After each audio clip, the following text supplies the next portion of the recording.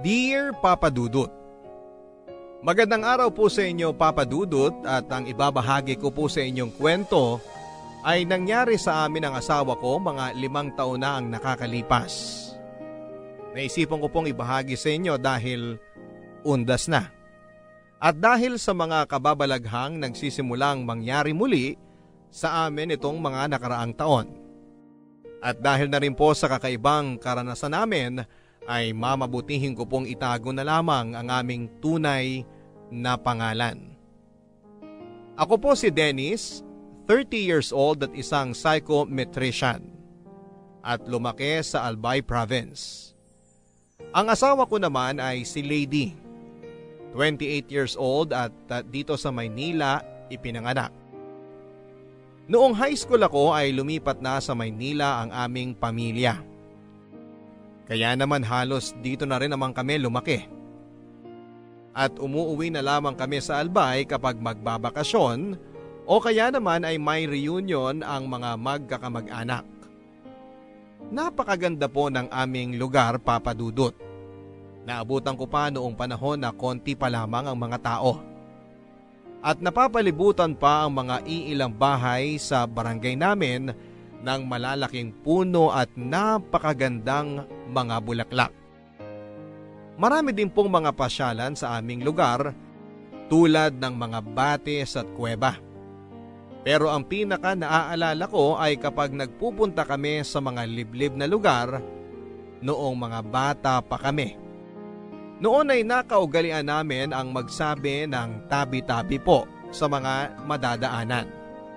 Bagay na itinuro sa akin ng aking lola para daw hindi ako makagambala ng mga maligno at ng mga espiritu. Bata pa lamang ako ay marami na akong naririnig na kwento ng kababalaghan sa aming lugar. Karamihan sa kwento ay mga tungkol sa aswang na gumagala kasama ng mga normal na tao at mga maligno na nakatira sa mga malalaking puno. Kahit pa ang sarili kong ina ay may ibinahaging kwento sa akin na noong mga 3 or 4 years old pa lamang siya, nang karay-karay siya ng aking lola na naglalakad ay may nakita siyang isang babae na nakadikit sa silong ng isang kubo. At ang mahaba at malagong buhok nito ay nakalaylay at umaabot sa lupa. Nang tinanong daw niya ang lola ko, itinuro ang babae at tinanong kung ano yon. Noon ay kumaripas na ng takbo ang lola ko habang karay-karay siya. At pagka-uwi ay doon niya nalaman na ang babaeng yon daw pala ay isang aswang na hinihigop ang buhay na bata na nasa sinapupunan ng buntis naming kapitbahay.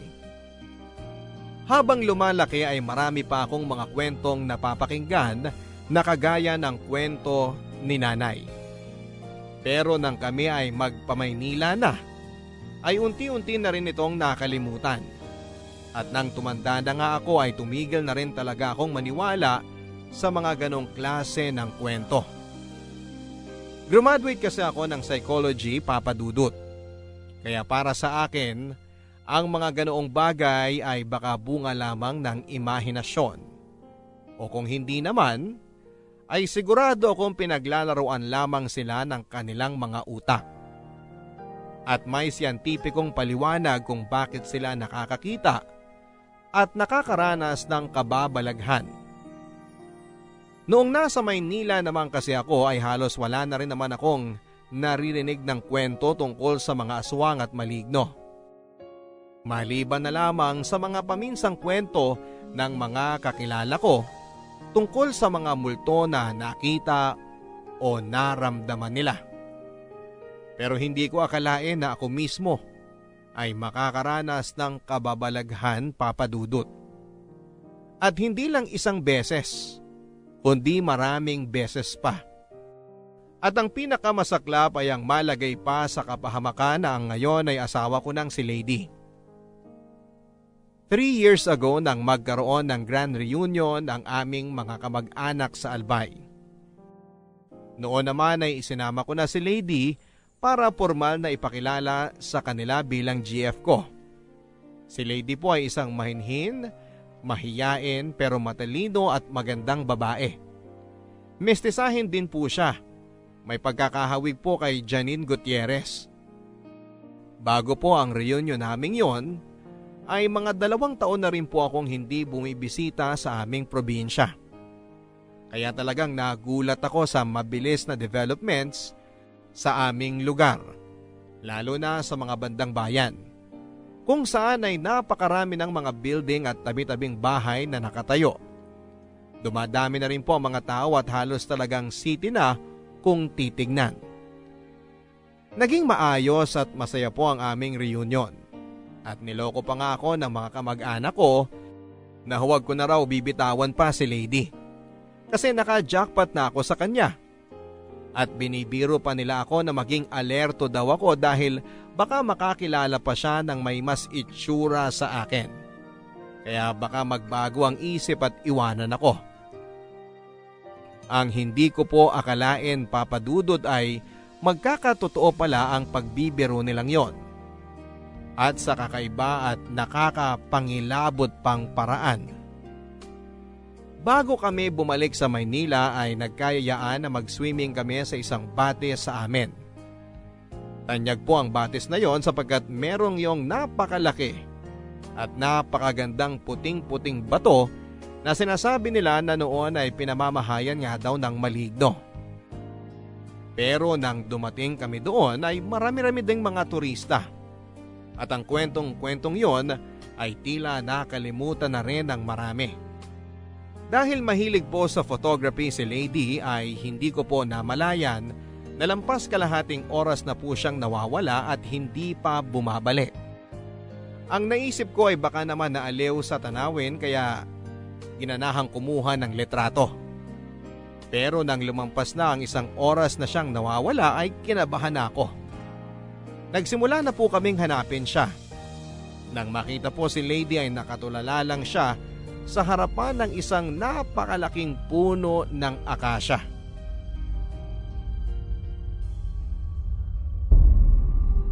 Lady! Lady! Lady! Lady! Lady!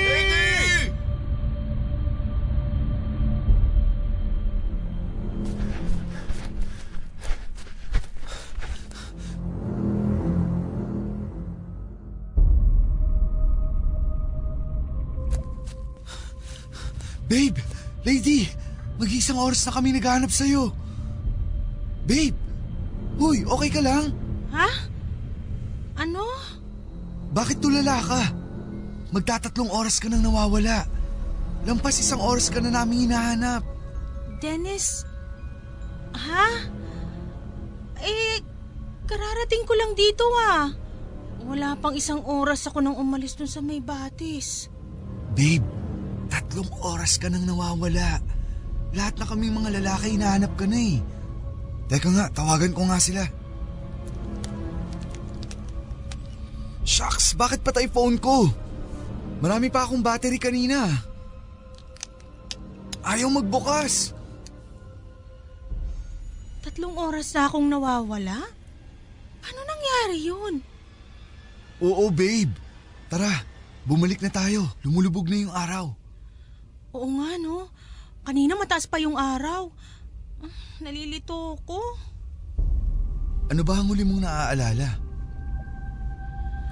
Ang natatandaan ko, may nakita akong isang aso. Nasa gitna ng mga kakahuyan. Tahimik lang siya na nakatingin sa akin. Nung una, natakot pa ako kasi baka kagatin ako. Pero tahimik lang siya. Nakatingin. Nagtaka ako kung paano siya napunta doon. Puro kakahuyan yun at walang malapit na bahay. Tapos naaliw na ako sa kanya kaya binidyohan ko siya. Tapos nun, sinundan ko na siya habang nagvi-video ko. Tapos ayun nga, dumating ka na. Pero wala naman akong asong nakita pagdating ko.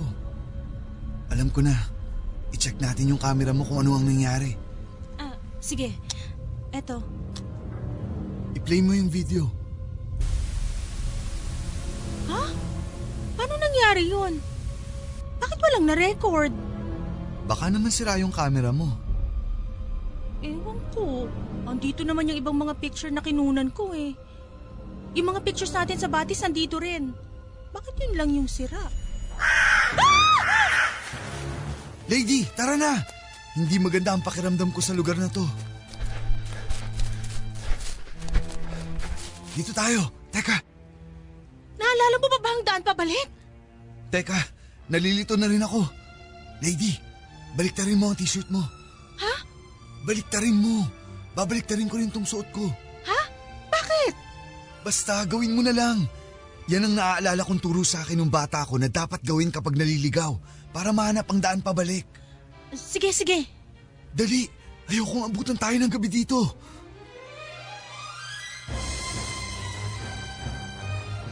Hindi ko alam kung nakatulong nga ba, pero nahanap naman namin pabalik ni Lady ang daan. Nang ikwento namin ang nangyari sa liblib na lugar sa may Akasya, ay sinabi kaagad ng mga pinsan ko at kahit ng mga matatanda sa amin na maaari nga daw na napunta si Lady sa lugar ng mga engkanto. Lalo pat ang mga malalaking puno tulad ng Akasya at Balete ay sinasabing bahay daw ng mga engkanto at lamang lupa. Mabuti na nga lang daw at nahanap ko kaagad si Lady dahil kung hindi raw ay baka nakuha ito ng mga engkanto. Ako pa ang nasisi kung bakit ko daw kasi hindi pinaalalahanan si Lady na magsabi ng tabi-tabi po, lalo pat dayuhan ito sa aming lugar. Bukod pa dyan ay meron kasing si Lady na nunal malapit sa mata, kaya't sinasabi nila na isa rin daw ito sa mga dahilan kung bakit maaaring maging lapitin si Lady ng mga maligno at engkanto. Ako naman ay kahit na pinagbaliktad ko na rin ang t-shirt si Lady ay pati na rin ako ay sa puntong yun ay hindi pa rin masyadong naniniwala na gawa yun ng maligno. Sa isip ko ay baka naapektuhan lang ako ng sobrang kaba dahil sa pagkawala ni Lady. Kaya kung ano-ano ang mga naisip ko at nararamdaman. Inisip ko na lamang din na baka may kung anong halamang gubat lang si Lady na naamoy na nagkaroon ng epekto sa kanyang perception at memorya. Yung nangyari naman sa camera at sa aking cellphone ay inisip kong maaaring nagkataon lang na nagmalfunction at nasira. Pero kinabukasan ay dinapuan ng matinding lagnat si Lady Papadudut. Napakataas ng kanyang temperatura at nagdidiliryo. Dahil dito ay hindi na rin kami natuloy sa pag-uwi sa Maynila at isinugod namin siya sa ospital. Pagdating ng ospital ay hindi rin makita ng mga doktor kung ano ang mali kay Lady. Kahit na ano pong gamot ang ipainom sa kanya ay hindi bumababa ang kanyang mataas na temperatura. Kaya pumayag na rin po ako nang sabihin ng nanay ko na tumawag kami ng magtatawas. Akin na ang palanggana. Ito po.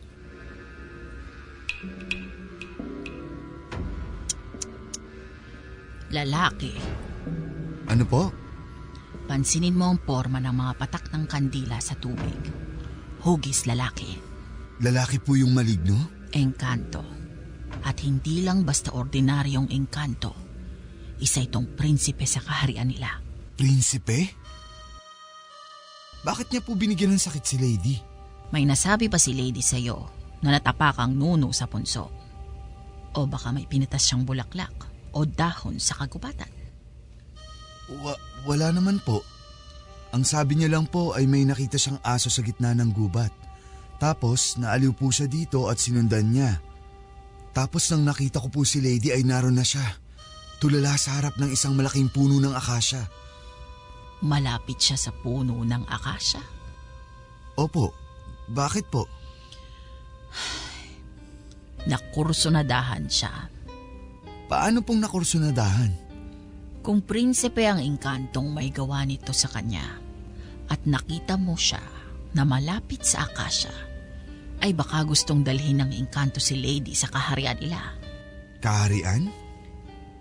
Ang mga engkanto ay madalas na namamahay sa mga malalaki at matatandang puno. Maaaring puno lang ito sa paningin ng ordinaryong tao, pero sa mga nakukursunadahan nilang mga tao, ay ipapakita nila ang tunay na anyo ng kanilang tirahan. Isang maganda at malaking palasyo. Pero bakit naman po gustong dali ng engkanto si Lady sa kanila? Magandang dalaga si Lady. At kahit na nakaratay siya dyan ngayon at hindi ko pa nakakausap, ay huhulaan kong tahimik siyang tao at nagtataglay ng inosensya ng isang bata. Tama ba ako? Opo, tama po kayo. Ganyan nga po siya. Ang mga kagaya niya ang natitipuhan ng mga engkanto. Ibig niyo pong sabihin ay nagustuhan siya ng engkanto? Malaking posibilidad yon. At dahil hindi lang ito basta-bastang engkanto at mataas pa ang antas sa kanilang mundo, sa tingin ko'y gusto niyang gawing asawa at prinsesa si Lady. Paano po natin maliligtas si Lady? Ha? Ano yun? Namatay ang kandila. Siya yun. Yung engkanto po? Oo. Ipinararamdam niya sa atin ang lakas niya. Susubukan ko ang lahat ng aking makakaya, anak. Pero ngayon pa lang ay sasabihin ko na sa iyong malakas ang puwersa ng karibal mo. Maaaring mapalis ko siya ngayon. Pero hindi ko masisiguro na hindi siya magbabalik. Ikinalulungkot ko. Pero sa mga kagaya ng engkantong ito, sa tingin ko'y hindi siya titigil hanggat hindi niya nakukuha si Lady.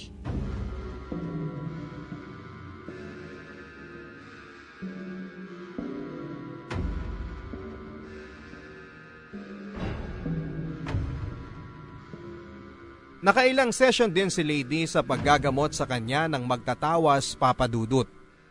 At nakita ko rin mismo sa sarili kong mga mata ang improvement kay Lady. Kung walang nagawa ang mga doktor ay parang ang nakatulong nga sa kanyang kondisyon ay ang ginawang paggagamot ng magtatawas. Pero sa gulat naming lahat ay walang maalala si Lady sa lahat ng mga nangyari sa kanya.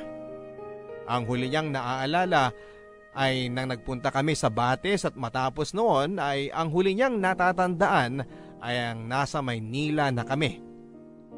Tulad ng nirecord niyang video ay parang nabura din ang lahat ng mga nangyari sa utak niya.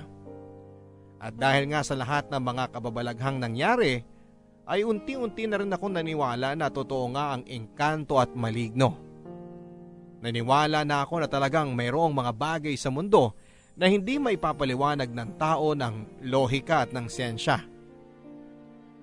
Pero ang pangyayaring ito kay Lady ay nagkaroon din ng hindi kaaya-ayang epekto sa aming sitwasyon sa buhay.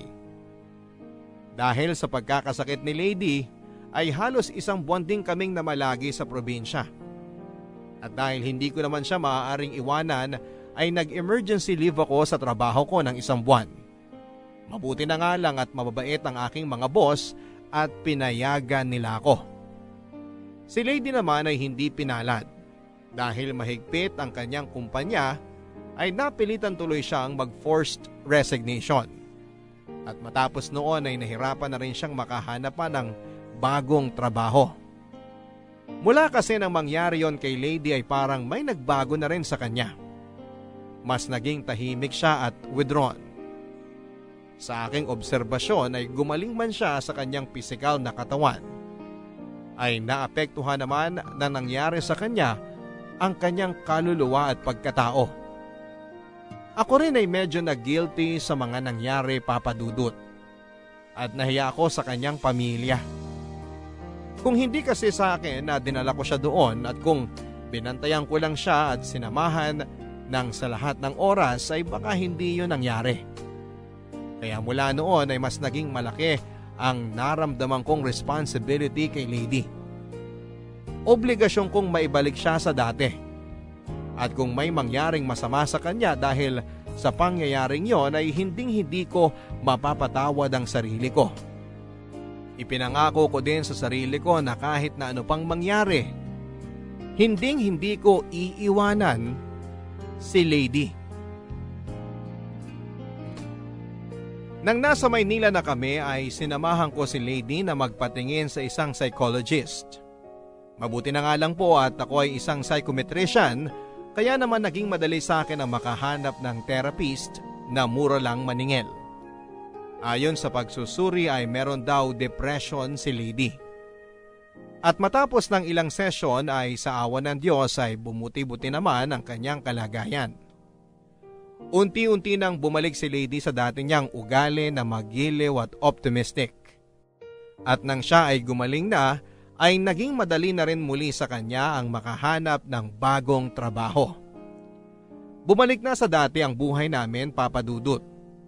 Naging maayos naman si Lady sa kanyang bagong trabaho at ako naman ay balik sa dati na rin na walang masyadong inaalala.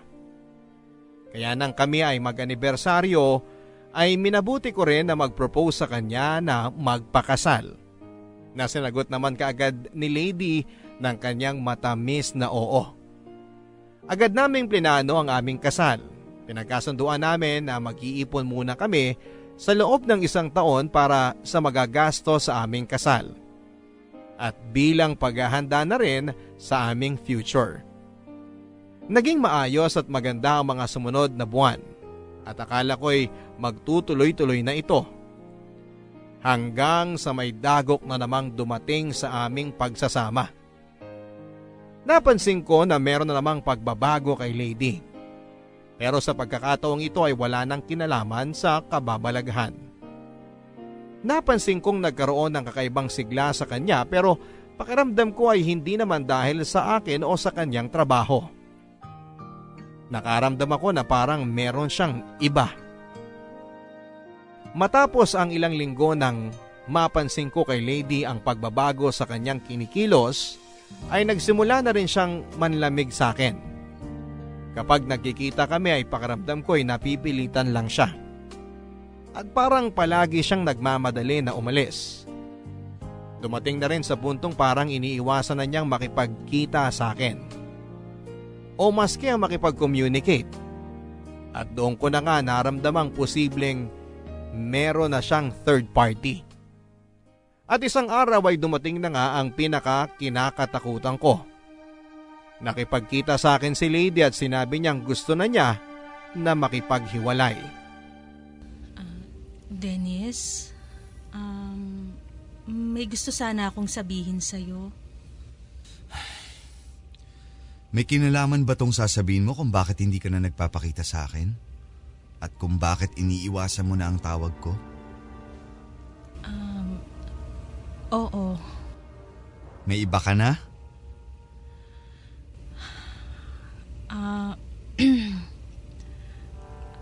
I'm sorry, Dennis. Lady, seryoso ka ba? Lady, ikakasal na tayo. Alam ko. I'm sorry. Hindi ko sinasadya. Hindi ko sinasadya na mahulog sa iba. Paano? Sino? Hindi mo kilala. Kapitbahay ko siya. Ano? Kapitbahay mo? Sino? Sino doon? Bagong lipat lang siya. Nung March lang siya lumipat. Nung March? 1 buwan matapos ko mag-propose sa'yo? Oo. Paano? Paano nangyari yun? Lady, 4 years na tayong magkarelasyon. Tapos ipagpapalit mo ako sa lalaking kakakilala mo lang ng wala pang kalahating taon? I'm sorry, Dennis. Pero sa tingin ko, mahal ko si Mateo. Mateo? Hindi. Hindi ako naniniwalang pag-ibig yan. Dennis, hindi ko maipaliwanag. Basta pakiramdam ko, ang tagal-tagal na naming magkakilala. Pakiramdam ko, tinadhana kami. Itinadhana? Dennis, nung dinala niya ako sa palasyo nila. Teka, palasyo? Hindi. I mean, sa bahay nila. Hindi, malinaw na sinabi mo sa akin ang salitang palasyo. Na mali lang ang dinig mo. Lady, kilala kita. Magsabi ka sa akin ng totoo. Sabihin mo sa akin ang lahat. Dennis, alam ko na mahirap paniwalaan ang mga susunod kong sasabihin. Pero, may palasyo si Mateo. Natatandaan mo ba nung buong araw kitang hindi kinontak? Lady, hindi mo lang ako 1 araw hindi kinontak. 2 linggo kang hindi nagparamdam. At nang pumunta ako sa inyo, ang sabi ng mga magulang mo Nagpaalam ka raw na may pupuntahan at 2 linggo kang nawala. Ano? Lady, please, hindi kita huhusgahan. Pero ikwento mo sa akin ang lahat ng nangyari. Okay, sige. Sinundo ako ni Mateo sa bahay. Dinala niya ako sa lugar nila. Nakatira siya sa gitna ng gubat. At sa gubat na yon, may isang malaking palasyo. Doon ko nalaman na isa pala siyang prinsipe. Nagulat ako dahil pagdating ko may isang napakalaking handaan. Isang napakahabang lamesa na punong-puno ng masasarap na pagkain. At nandun din ang mga magulang niya. Ang sabi nila, ang tagal-tagal na raw nila akong hinihintay. Kumain ako ng marami at ang sasarap ng pagkain. Tapos ang dami ring kanin tsaka iba't ibang gulay. Tapos inoffer nila yung pinakamasarap daw nilang pagkain. Kanin na kulay itim. Pero dahil busog na ako, tinanggihan ko. Pagkatapos noon, inihatid na ako ni Mateo sa bahay. Tapos ang sabi niya, sa susunod niya raw akong sunduin, sana sumama na ako sa kanya. Tapos binigyan niya ako ng isang supot na punong-puno ng pera. Lady, nare-realize mo ba na ang hirap paniwalaan ng mga sinasabi mo? Lady, 2 linggo kang nawala. Hindi ko alam yung sinasabi mong 2 linggo. Isang araw lang akong nawala, Dennis. At totoo ang lahat ng sinasabi ko. Andito pa nga sa bag ko, may natira pa nung napakaraming perang binigay niya sa... Teka nga, sandali. Teka lang. Bakit ang dami kong dahon sa bag? Nasaan na yung pera? Andito yun eh. Bakit puro dahon na? Nasaan na?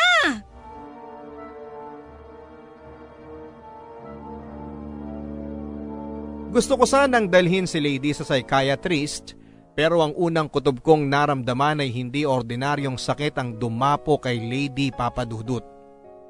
Masyadong malapit ang kinuwento niya sa mga nabanggit dati na magtatawas, ang tungkol sa palasyo, ang tungkol sa engkantong prinsipe na gustong asawahin si Lady.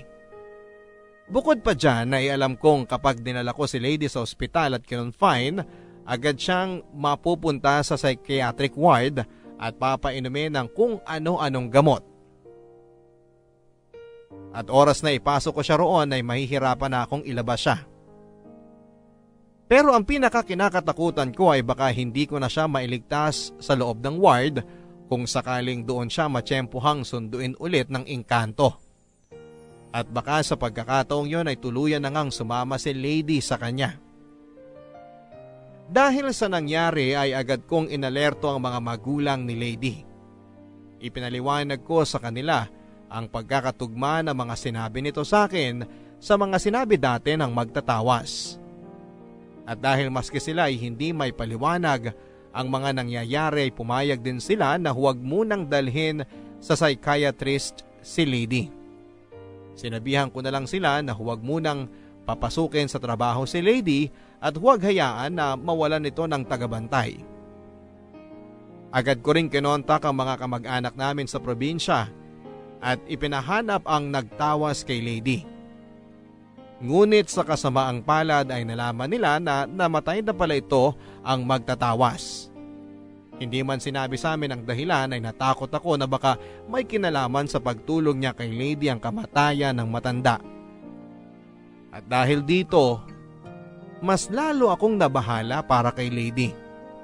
Kaya agad akong nagpaalam ng leave sa trabaho at nakisuyo sa mga magulang ni Lady na doon muna ako manirahan sa bahay nila upang bantayan nito. Ikinulong namin si Lady sa kanyang kwarto na siyang kinagalit niya ng husto. Nang magsimulang magalit at magwala si Lady ay napilitan na rin kaming itali ang kanyang mga kamay sa kama. Awang-awa ako kay Lady Papadudut at alam kong maski ang mga magulang niya ay awang-awa na rin sa kanya. Pero minabuti namin at tibayan ang loob para na rin sa ikagagaling ng aming minamahal. Pakawalan niyo ako, Ma! Pa! Pati ba naman kayo gagawin niyo sa akin to? Anak, patawarin mo kami.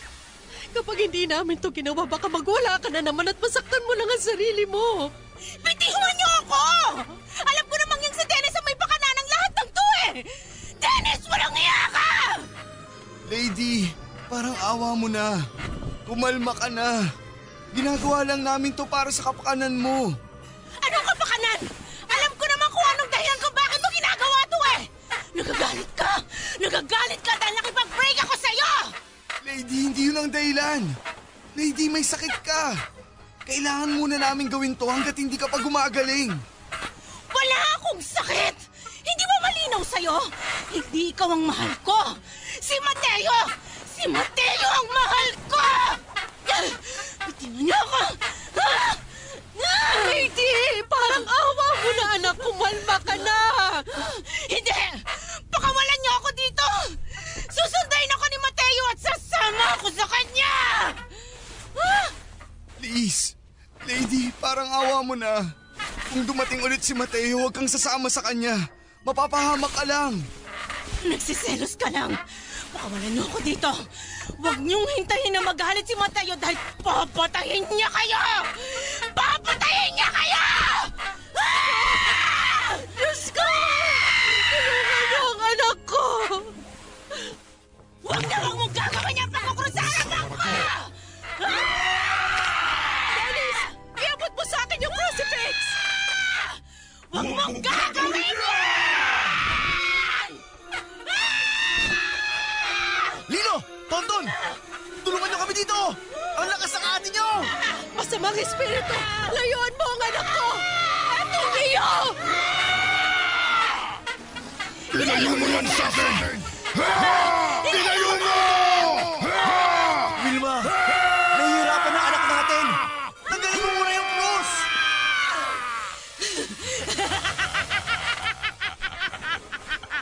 Hindi niyo kami mapipigilan ni Lady!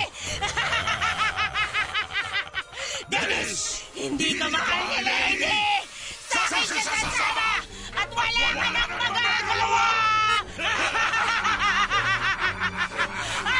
Hindi!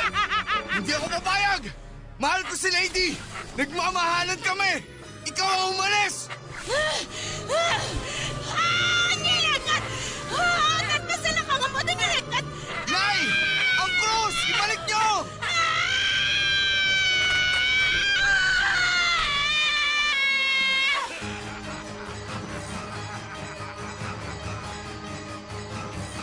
Yun na siguro ang pinaka nakakakilabot na nasaksihan ko, Papa Dudut.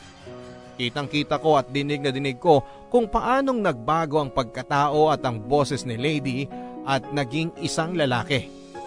Iba din ang taglay niyang lakas at kahit na 5 tao kami na sumusubok na itali siya at pakalmahin ay hirap na hirap kami sa panlalaban niya.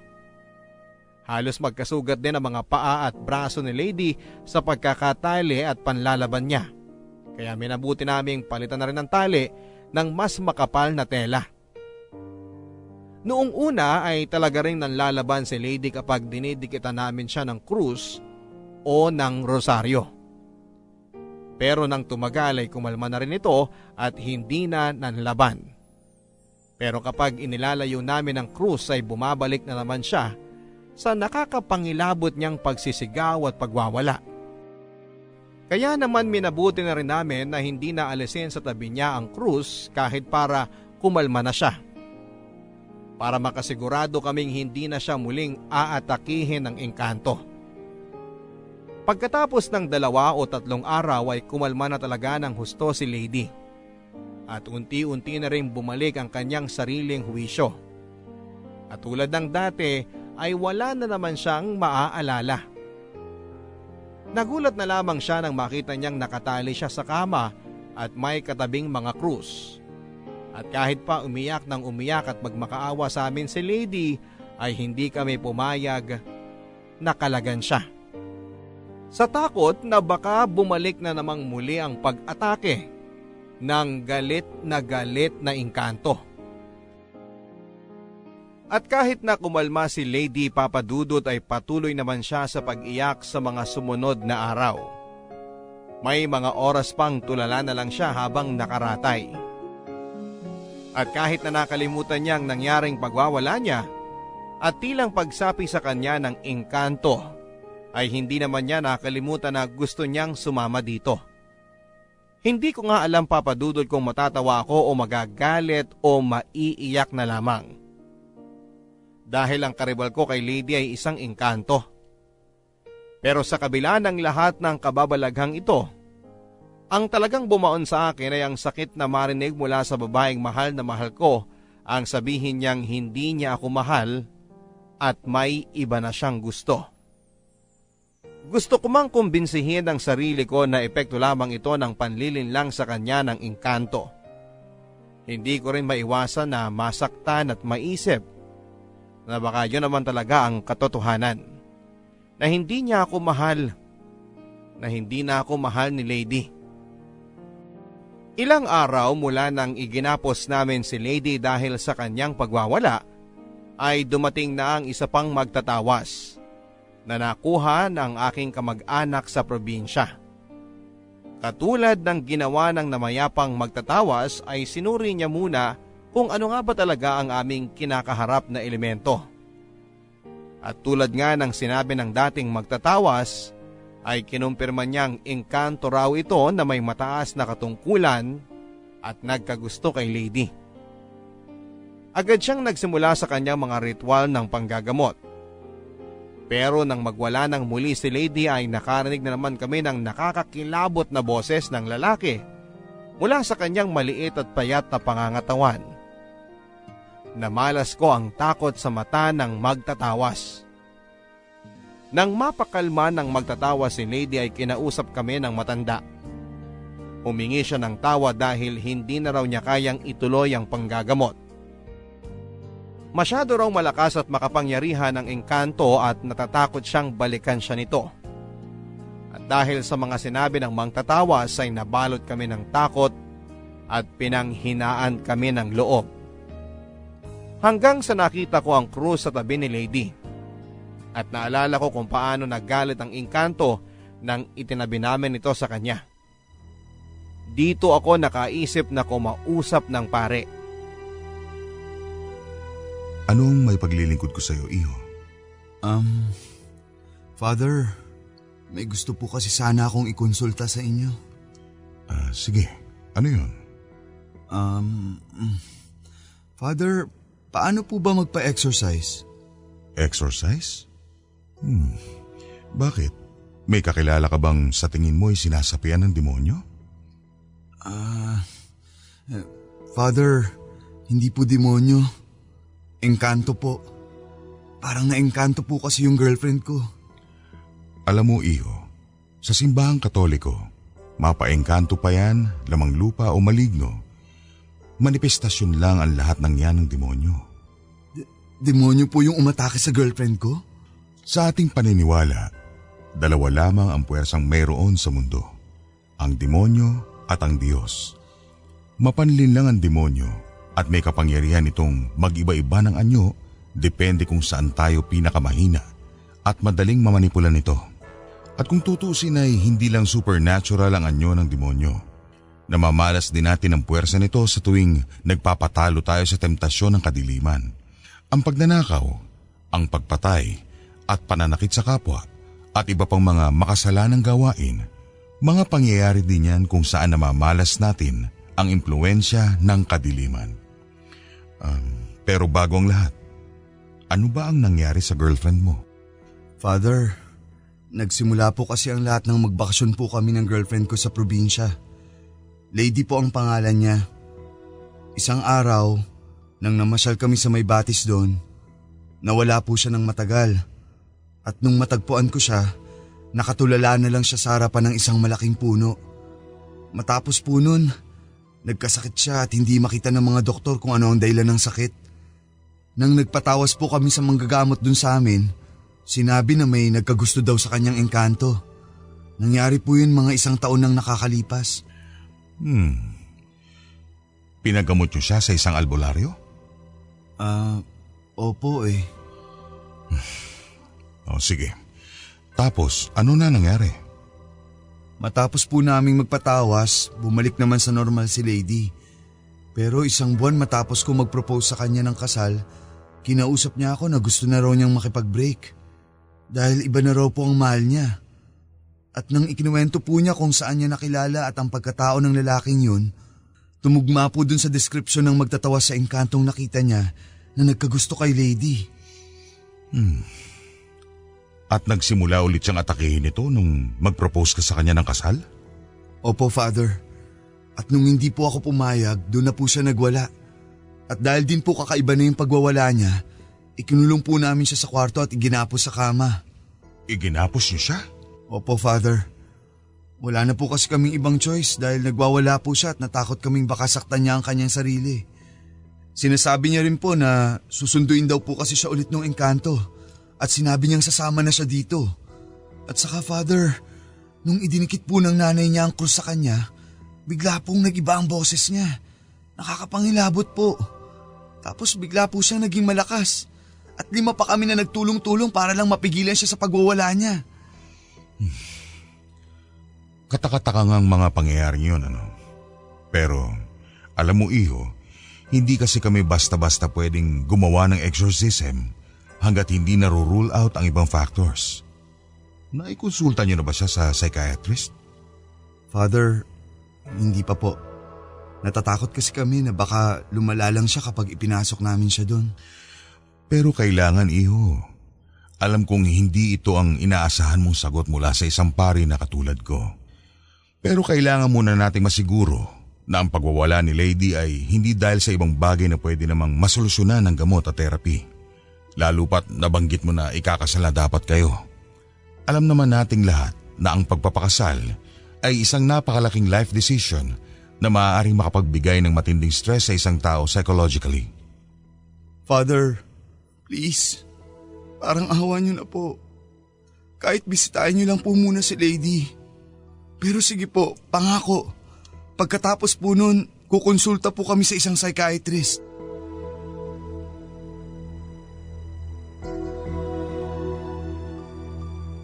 Isa sa mga itinanong ni Father ay kung bakit daw kami sa albularyo unang lumapit. Kumusta raw ba ang aming relasyon sa Panginoon? Hindi ako handa at medyo nagigilty ako sa tanong ni Father. Kahit kasi Katoliko ako at ang pamilya ko ay hindi naman ganong kalakas ang aming paniniwala at pagpapractice ng aming relihiyon. Kumbaga, nagsisimba na lang kami dahil obligasyon at dahil nakasanayan na. At kapag nasa simbahan kami o nagdarasal, ay kadalasang wala naman talaga doon ang atensyon namin. Ako mismo, aaminin ko, ay madalas na naiinip at nagsiselfone at nabubore sa misa. Kaya palagi na rin akong late na dumarating. Hanggang noong lumao na nga ay nagsisimba na lamang ako kapag may nagyayaya.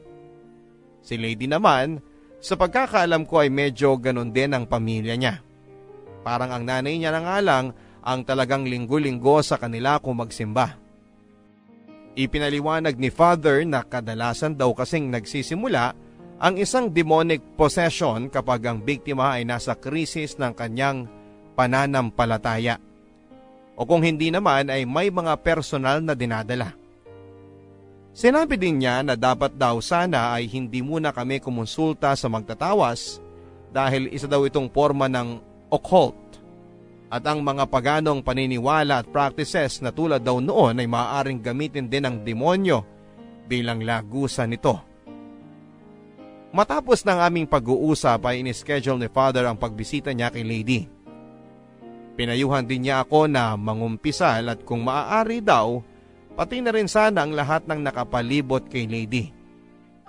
Mahalaga daw kasi na maihanda muna namin ang aming mga sarili at pagtibayin ang paniniwala sa Panginoon upang hindi rin kami atakihin ng demonyo.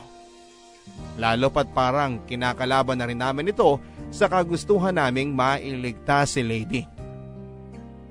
Magkukumpisal na rin sana ako kay Father pero sa kung anumang kadahilanan papadudot ay bigla akong inatake ng hika. Bukod sa lampas ng 1 dekada nang huli akong magkumpisal, ay meron din akong kasalanang mga nagawa sa buhay na parang hindi ko pa kayang sabihin sa ibang tao. Kahit nasa pari pa. Nagsinungaling na lamang ako kay Father at ang sabi ko ay may isa pa akong lakad na pupuntahan na importante. Pero naramdaman yata ni Father ang aking pag-aalinlangan. Dahil sinabihan niya ako ng ang paboritong trick ng demonyo ay papaniwalain ng isang tao na hindi siya worth it na patawarin at mahalin ng Panginoon.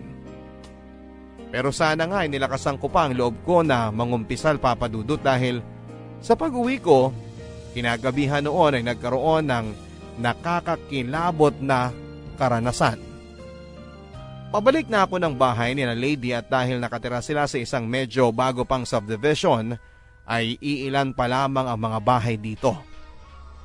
Nang madaan ako sa isang talahiban na walang ilaw ang daanan, ay biglang tumirik ang aking sasakyan.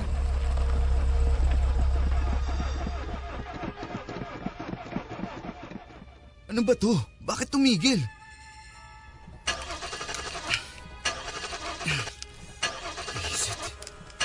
Ano bang sunod-sunod na kamalasan to?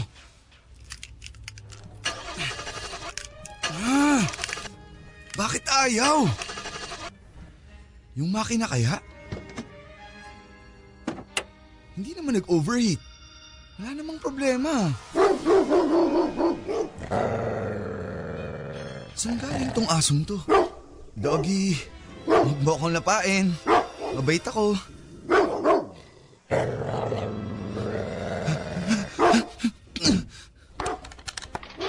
Pa, sagutin mo. Pa, please. Hello?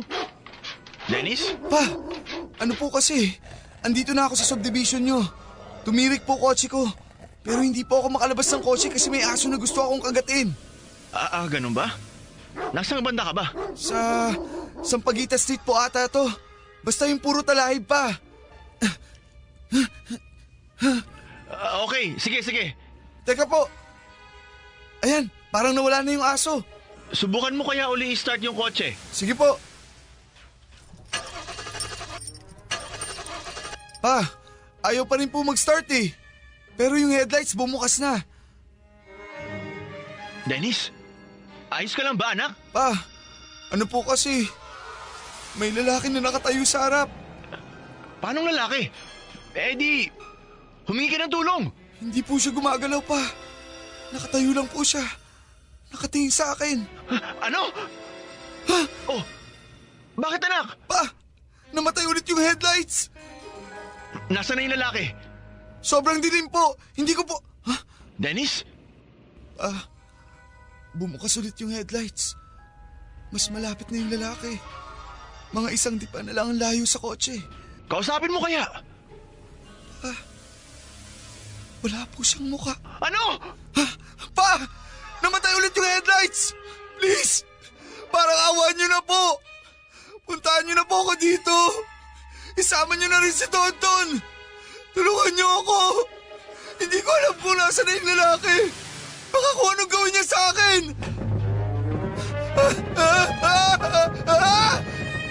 Pa! Bilisan niyo! Niyunog niyo dyan itong kotse! Puntahan niyo na ako! Sino magbabantay kay Lady kung pumunta kami dyan? Pa! Ang hirap sa'yo, Dennis. Bukod sa napakamakasarili mo na, ay napakaduwag mo pa. Kaya ayaw na sa'yo ni Lady dahil wala kang kwentang lalaki.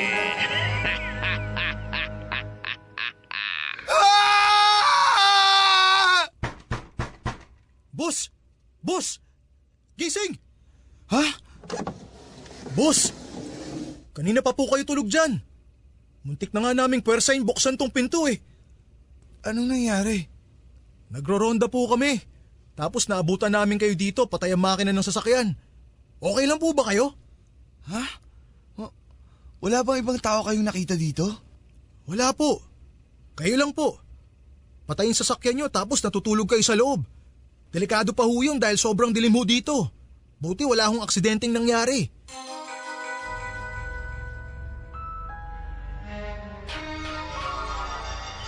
Sa pagdating ko sa bahay ni na Lady ay minabuti kong isarili ko na lamang ang mga nangyari sa akin, Papa Dudut.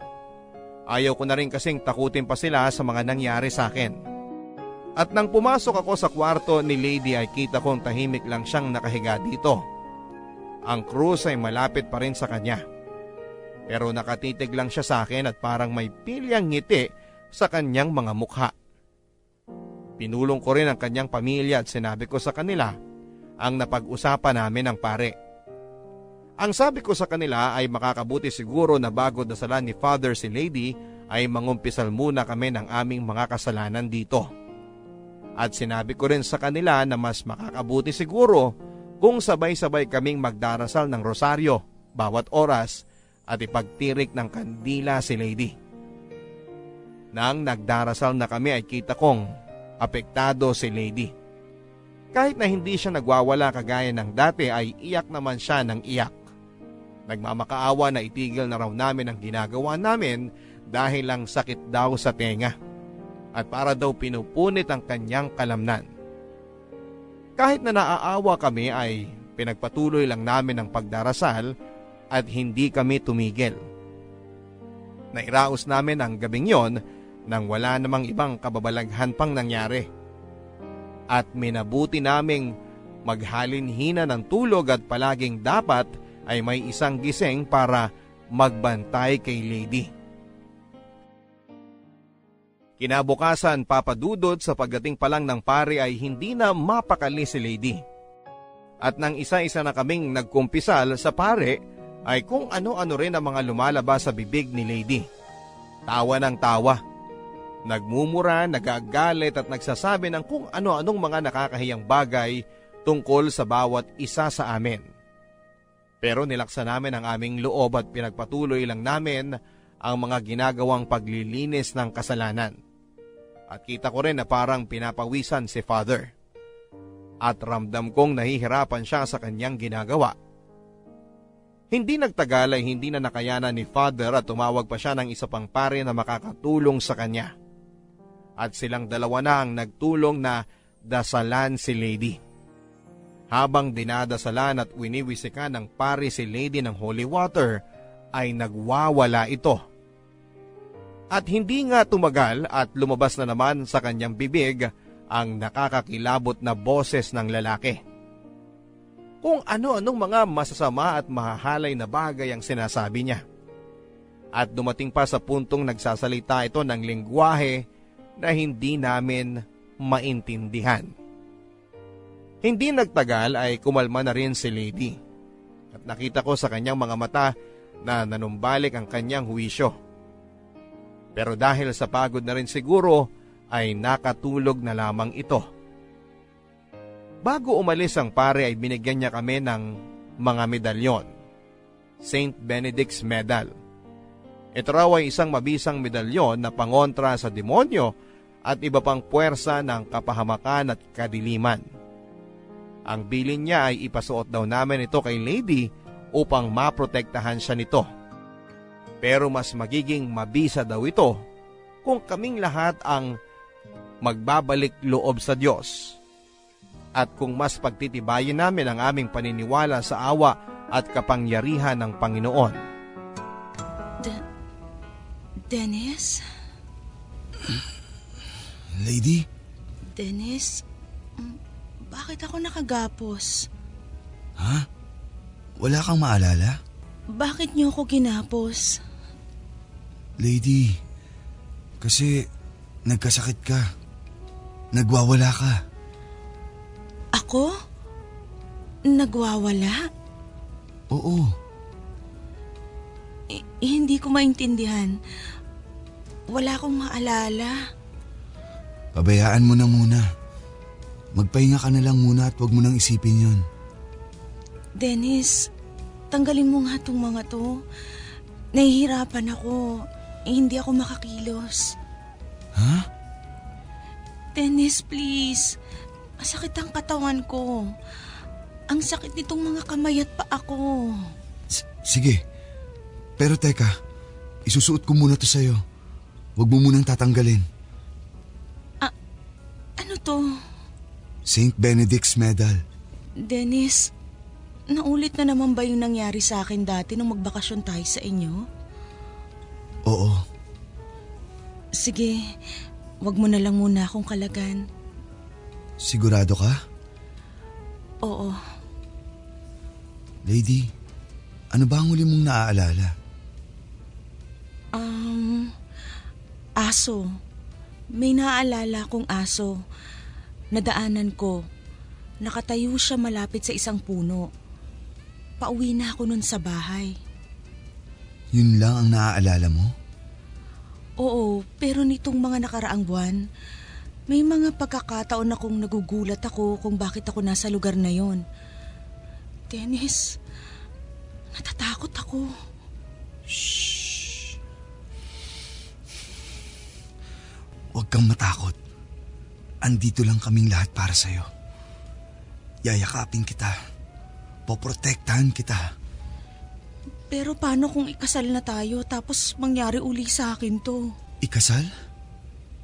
Hindi mo na naaalala na nakipag-break ka sa akin? Ha? Bakit ko naman gagawin yun? Hindi ko nga rin alam. At dahil nga rin doon, kaya ako naisip na baka bumalik yung kondisyon mo dati. Dahil alam ko na mahal kita at mahal mo rin ako. Maraming salamat at nagtiwala ka sa akin. Maraming salamat at hindi mo ko iniwan. Hinding-hindi kita pababayaan at iiwan, lady. Hanggang kamatayan.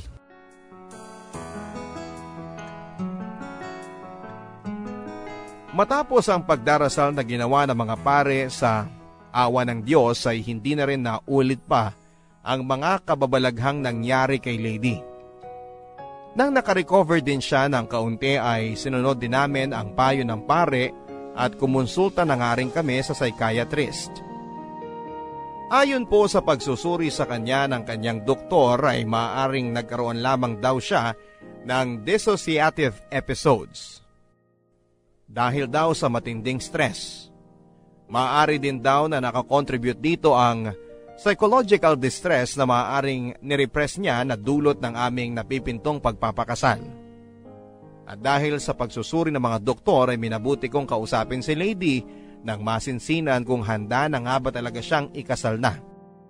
At kahit na sinasabi niya na oo, handang-handa na siya, ay napagkasunduan naming iurong ng isa pang taon ang aming pagpapakasal para mas maihanda pa namin ang aming mga sarili sa magiging malaking pagbabago sa aming mga buhay.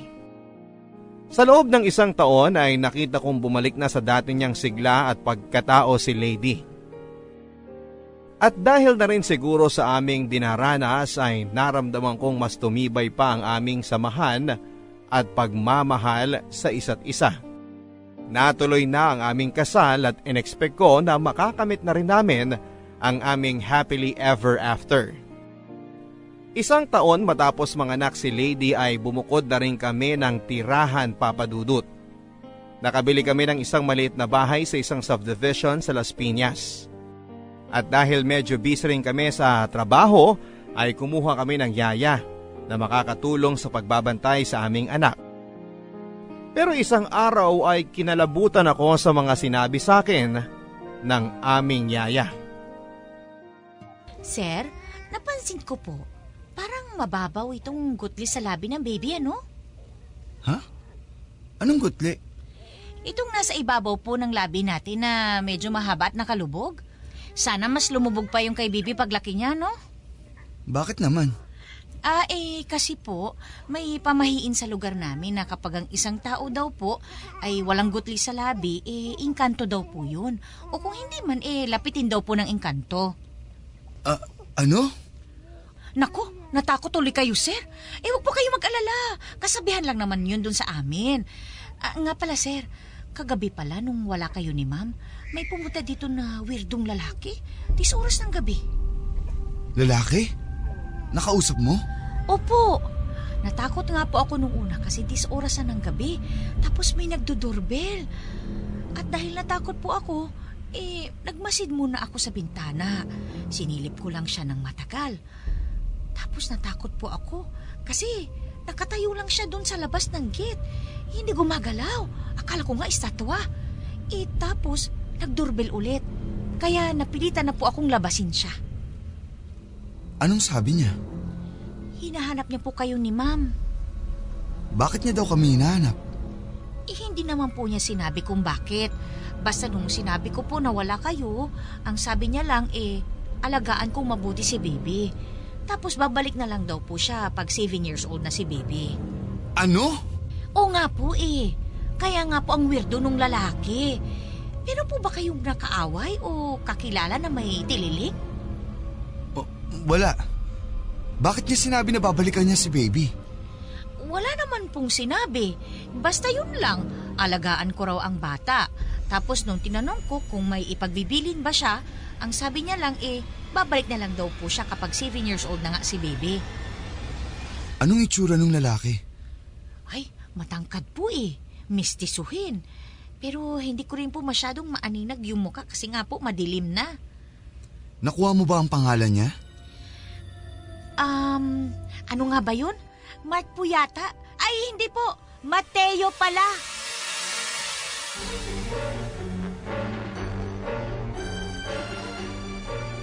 Tumaas ang balahibo ko sa katawan nang narinig ko ang pangalang binanggit ni Yaya Papadudut.